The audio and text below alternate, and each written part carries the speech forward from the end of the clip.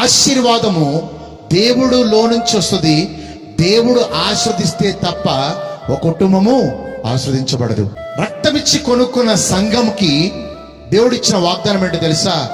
యేసు క్రీస్తు ద్వారా ప్రతి ఆశీర్వాదము కూడా మనందరికి ఇచ్చేశాడు. అంటే యేసు క్రీస్తు నమ్ముకున్న ప్రతి ఒక్కరికి కూడా ఆస్వాదించబడిన వారు.